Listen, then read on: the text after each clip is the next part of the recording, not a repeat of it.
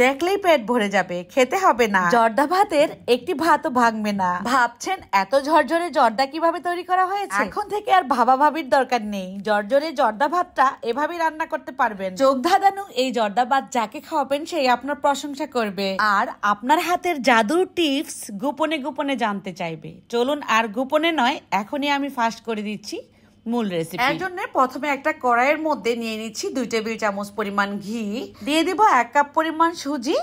সুজিটাকে লো হিটে ভাজতে হবে।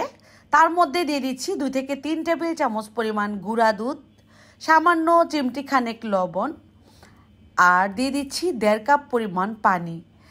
সুজিটা ভাজা হওয়ার পরে কিন্তু পানিটা দিতে হবে। তারপর এটাকে আমি একটা ডো তৈরি করে নিচ্ছি। 1 কাপ পরিমাণ সুজির জন্য 1.5 কাপ পরিমাণ পানি লাগে। খুবই দ্রুত কিন্তু ডো তৈরি হয়ে গেল। এখন 3টি ভাগে ভাগ করে নিলাম। একটার মধ্যে অরেঞ্জ ফুড কালার দিয়ে নিলাম। যেহেতু জর্দা তৈরি করব, কালারটা একটু না ফুটলে জর্দাটা কিন্তু দেখতে ভালো লাগে না। আর একটা ভাগের মধ্যে হালকা একটু দিয়ে নিলাম, এটা একটু হালকা হলুদ কালার হবে। আর একটা হবে অরেঞ্জ কালার, একটা হবে একদমই নর্মাল সাদা কালার। এর মধ্যে সামান্য পরিমাণ ঘি দিয়ে কুসুম গরম হয়ে গেলেই হাতে যাতে ধরা যায় ঠিক এই অবস্থায় খুব ভালোভাবে মথে নিচ্ছি ডোগুলো। 3টি ভাগের ডোই আমি ঠিক সুন্দর মসৃণ করে মথে নিব। আপনারা কিন্তু খেয়াল করলে বুঝে যাবেন কত সুন্দর মসৃণ ডো তৈরি করে নিলাম। এখন এই ডোগুলো দিয়ে তৈরি করব বাসমতি ভাত। ভাবছেন বাসমতি ভাত আবার কিভাবে রান্না করব সুজি দিয়ে, তাই না? তো এখানে কিন্তু আমাদের ঘরে এমন ফুটা ফুটা চালনি আছে সকলের ঘরেই। চাইলে এই ফুটা ফুটা চালনি দিয়েও কিন্তু তৈরি করে নিতে পারেন বাসমতি রাইসটা, বা চাইলে আপনারা হাতে যে একটা হ্যান্ড গ্রেটার থাকে সেটা দিয়েও তৈরি করে নিতে পারেন। যখনই আপনি চেলে দিবেন তখনই দেখবেন এভাবে পড়তে থাকবে আর সুন্দর ফুলে ফুলে কিন্তু লম্বা লম্বা ভাতের মতো হয়ে যাবে। এটাকে লো হিটে গরম করে নেবেন। মাত্র 30 সেকেন্ডের মধ্যে এগুলো ভাজা হয়ে যাবে।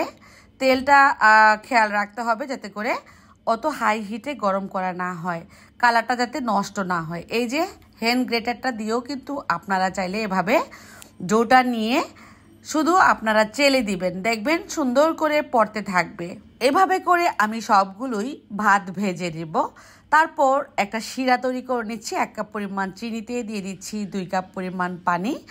এই শিরাটা আমি 2-3 বার শুধু বলক উঠাবো, তারপর নামিয়ে নিব। একতারিও শিরা তৈরি করব, অত ঘন শিরার দরকার নেই। শিরাটা একটু আঠালো ভাব হলেই নামিয়ে নিচ্ছি। নামানোর পর হালকা ঠান্ডা করে এর মধ্যে এই মুচমুচে ভাতগুলো দিয়ে দিব। খেয়াল করুন কতটা মুচমুচে হয়েছে, বুঝতে পারবেন। এখন শিরাতে দিলেই কিন্তু শিরা খেয়ে টুইটুম্বুর হয়ে যাবে আর মুচমুচে ভাবটা থাকবে না, ভাতের মতোই লাগবে। এখানে আমি যে মিষ্টিগুলো তৈরি করে নিয়েছি জর্দার জন্য, এগুলো কিন্তু এই কাই থেকেই মানে ডো থেকেই কিন্তু মিষ্টি শেপগুলো তৈরি করে ভেজে এই যে একসঙ্গে শিরাতে দিয়ে দিলাম। শিরাতে দেওয়ার পর সঙ্গে সঙ্গে শিরাটা খেয়ে নেবে এই মিষ্টিগুলো আর ভাতগুলো। আপনারা একটু খেয়াল করলে বুঝতে পারবেন কতটা মজাদার হয়েছে এটা।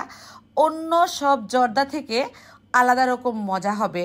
আপনারা বাসমতি রাইস বলেন, পোলার চাল বলেন, সেটা থেকেও বেশি মজার হবে এই জর্দাটা। ট্রাই করে ফেলবেন।